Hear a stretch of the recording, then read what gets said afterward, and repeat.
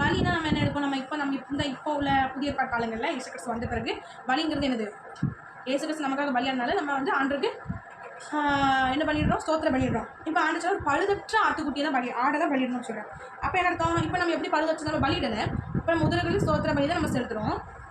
இப்போ வந்து இது எப்படி பழுதற்றதாக கொடுக்கலாம் அப்படின்னா, ஒரு பழுதும் இல்லாமல் மனசில் எந்த வஞ்சகத்தோடு இருமார்ப்பாவோ சூன்யக்கார ஜபம் பண்ணாமல் உண்மையாக மனசை திறந்து முழு மனதோடு முழு ஆத்மாவோடு நம்ம என்ன பண்ணணுமா ஜெபிக்கிறது அப்படின்னா பழுதற்றது. அப்படின்னா பழுதற்றது அப்படின்னா முழு இதயத்தோடு முழு ஆத்மாவோடு முழு பலத்தோடு என்ன பண்ணுறது, தேவனை தேடுவது, முழு இதயத்தோடு நம்ம என்ன பண்ணுறது தேடுறது பழுதற்ற ஒரு பலி. இப்போ அது மாத்திரம் இல்லாமல் ஆண்டு சொல்கிற அந்த ஆட்டுக்குட்டி என்ன பண்ணணும், கொல்லணும் அப்படின்னு சொல்கிறோம்.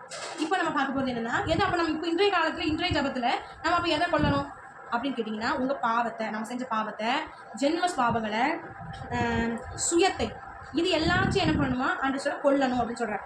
ஏன் அப்படின்னா இந்த ஜபம் பண்ணும்போது நீங்கள் வந்து ஏசப்பா என் பாவத்தை நான் கொள்கிறேன், என்னோடய சுய ஜென்மங்கள் அழியட்டும், என்னுடைய மாம்ச சுயம் ஜென்ம பாவங்கள் இதெல்லாம் அழிஞ்சு போகட்டும் அப்படின்னு சொல்லி நம்ம ஜெபிக்கணும் ஆண்டணும். அதான் அதில் குறிப்பிடப்பட்டிருக்கு. அதாவது அந்த ஆட்டை கொள்வது அப்படின்னா அந்த ஆட்டு மேலே என்ன பண்ணுவாங்க, அந்த பாவத்தை சுமத்தி இதை கொள்வாங்க, அப்படி தானே.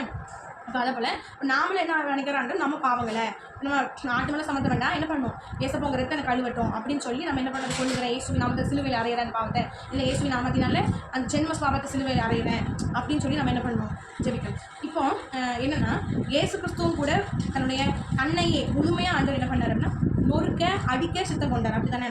அப்போனா என்ன அர்த்தம் அப்படின்னா, இப்போ நாமளும் கூட நம்மளை முழுசாக ஆவி ஆத்மா சரிதான், அதாவது ஜென்ம பாவங்கள், அதுக்கப்புறம் பார்த்திங்கன்னா சுயங்கள், ஜென்ம பாவங்கள், சுயங்கள், இது எல்லாவற்றையும் நொறுக்க அடிக்க என்ன பண்ண முழுமையாக ஒப்புக் கொடுக்கணும். ரெண்டாவது காரியம், நம்ம உயிரை ஏசப்பாக்காக அர்ப்பணிக்கணும். அதாவது வாழ்வது அவர் அர்ப்பணிக்கிறது என்னது, அவருக்காக கடைசி வரைக்கும் வாழ்கிற ஒரு சரிங்களா. அப்போ இதெல்லாம் நம்ம ஜெப நேரத்தில் இது எல்லாமே நம்ம செய்யணும்.